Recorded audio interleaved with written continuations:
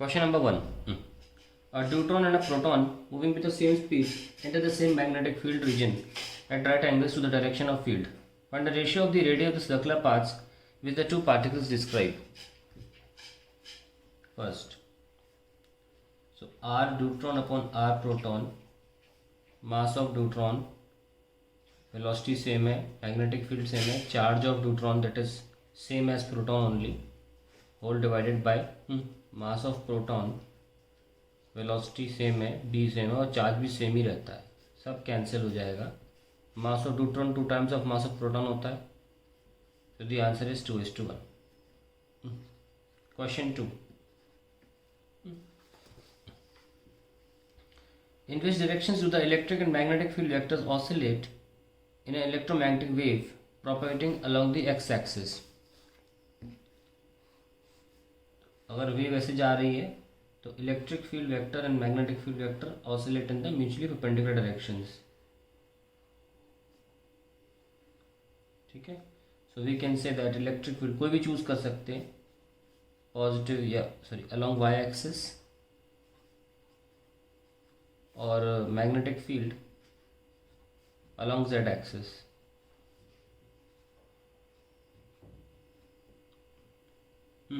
इसका और पार्ट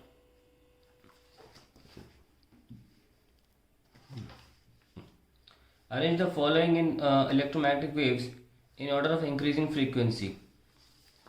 इस तरह के क्वेश्चन में सारे लिख दिया करिए. गामा इंक्रीजिंग फ्रीक्वेंसी ना, तो gamma X U V I M ray, ये रट लीजिए. Gamma X U V I M ray, gamma X U V I M ray, gamma X U V I M ray. अब increasing frequency ये है, सबसे कम frequency सबसे ज़्यादा frequency.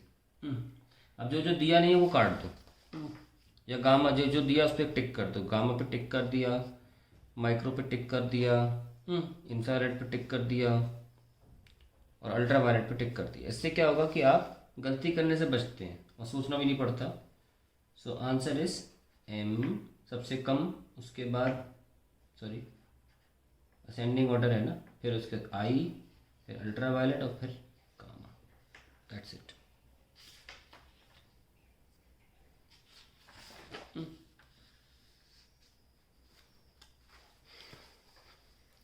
Question number 3. Two particles A and B of masses m and 2m have charge q and 2q respectively. Both these particles with velocity v1 and v2 respectively in same direction and the same magnetic field acting normally to the direction of motion. If forces Fa and Fb acting on them are the ratio 1:2, find the ratio of the velocities.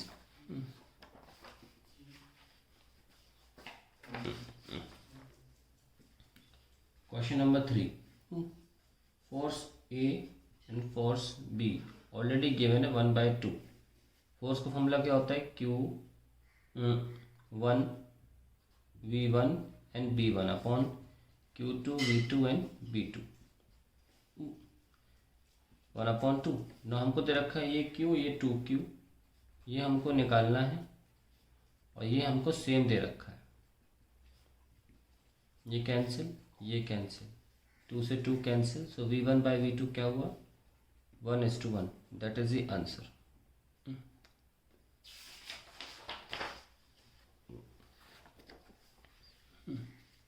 A current carrying solenoid is approaching a conducting loop. Shown in figure. When the direction of induced current as observed by an observer on the other side of the loop will be.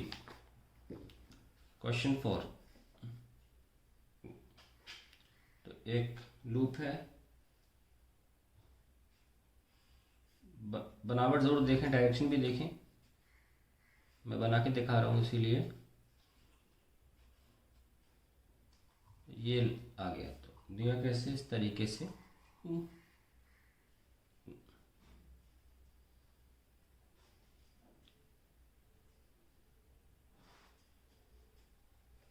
Now this is, अगर यहाँ से देखेंगे तो obviously सारे anti clockwise है ना. यहाँ से तो क्लॉकवाइज आ रहा है, पर यहाँ से देख सकते हैं आप, यहाँ से देखने पर ये क्लॉकवाइज है और यहाँ से देखने पर एंटी क्लॉकवाइज है. एंटी क्लॉकवाइज मतलब यहाँ पे नॉर्थ एंड होगा और जो रिंग है वहाँ पे भी नॉर्थ एंड होगा, तो यहाँ पे साउथ होगा. सो ऑब्जर्वर यहाँ रखा हुआ है तो उसको साउथ दिखेगा, ठीक है। साउथ का मतलब होता है clockwise. The induced current will be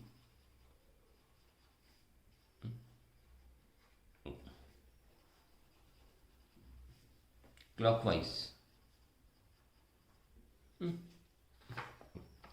और part, when an AC source is connected across an inductor, show on a graph the nature of variation of voltage and current over one complete cycle.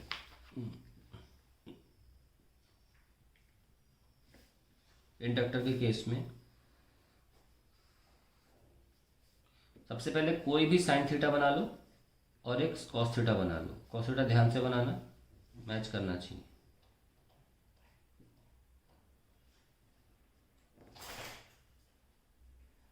ये बन गया। तो ध्यान से देखिए, inductor का case है। इंडक्टर वोल्टेज लीड्स, तो जो लीड करता है वो पीछे दिखता है, दिखने में पीछे लगता है। ये V का और ये I का, ये आंसर हो गया। Question number 5, how is the radius of nucleus related to its mass number.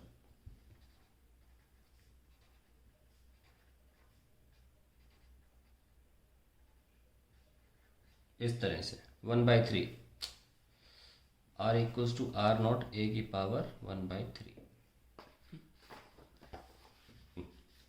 The graph shows variation of stopping potential V0 versus frequency of incident radiation for two photosensitive metals A and B. Which of the two metals have higher threshold frequency and why?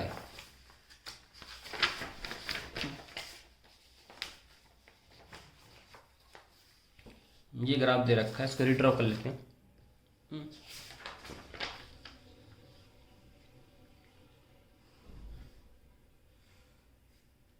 ये stopping potential है।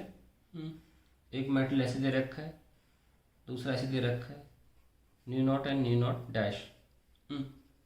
Metal B, metal A.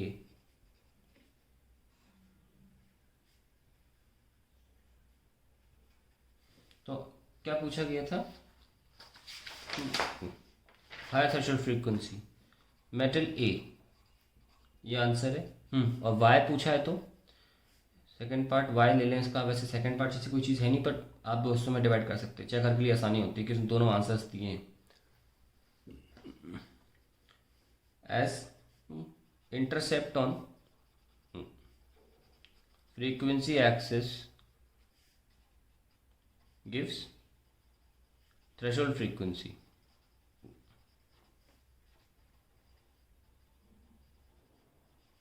For metal A, nu not dash is greater than nu naught from the graph. सिर्फ graph से related answer देना है, ठीक है। चलिए question 7, why is it found difficult to experimentally detect neutrinos in nuclear beta decay. हालांकि beta decay हमारे इस साल के सिलेबस में नहीं है, आगे हमेशा आएगा, लेकिन इसको आप सिर्फ बीटा डिके के हिसाब से ना माने, न्यूट्रिनोज की बात चल रही है। तो इसका फाइनल आंसर है कि न्यूट्रिनोज जो होते हैं बिना बार के, बार वाला एंटी न्यूट्रिनो होता है इसकी, या मासलेस एंड चार्जलेस। अब मासलेस की रिसेंट स्टडी ये कहती है कि 0.7 इलेक्ट्रॉन वोल्ट बाई c², ये मास है न्यूट्रिनोज का, बहुत कम है ये। लेकिन बोर्ड एग्जाम पर्पस के लिए आप इसे मासलेस ही लिखें, क्योंकि यही आंसर्स की में निकल के आते हैं। और show on a plot the variation of photo electric effect with the intensity of radiation incident on a photo sensitive surface. Photo electric current का इंटेंसिटी से ग्राफ निकालना है, और में ये करंट है, ये इंटेंसिटी है, तो ग्राफ स्ट्रेट आएगा।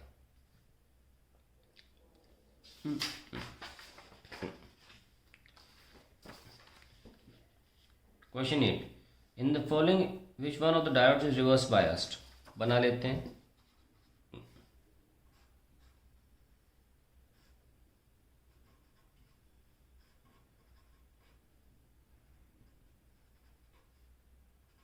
नौसी, हमारा P जो है वो कनेक्टेड 0 पर है और N 5 पर, यानी कि N side is connected to higher potential,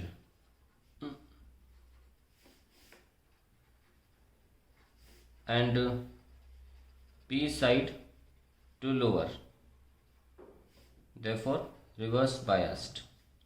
दूसरा,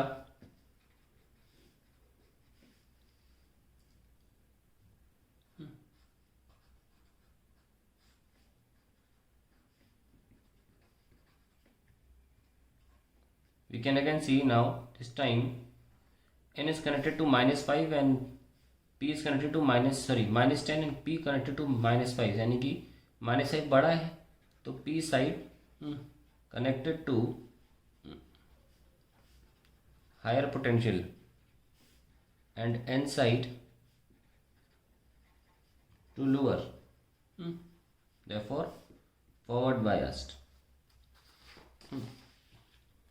Draw the IV characteristics of solar cell. Mark the important points on the graph.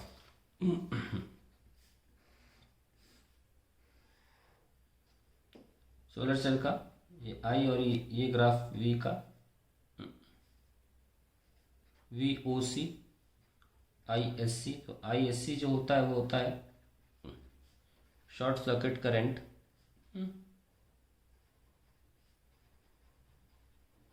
और VOC is open circuit voltage.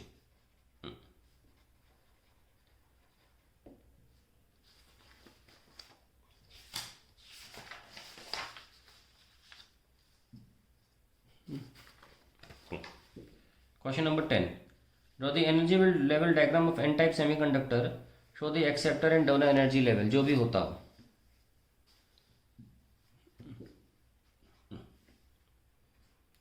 ये कंडक्शन बैंड है, ये वैलेंस बैंड है जिसमें सिलिकॉन पाए जाते हैं.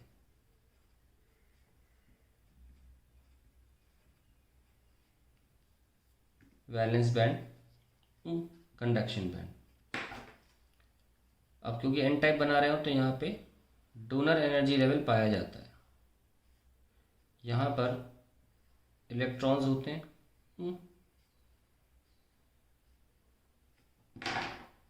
जो खुद को कंडक्शन बैंड में घुसेड़ लेते हैं, क्योंकि बहुत कम एनर्जी रिक्वायर्ड होती है ऊपर जाने के लिए. That is 0.05 electron volt available at room temperature.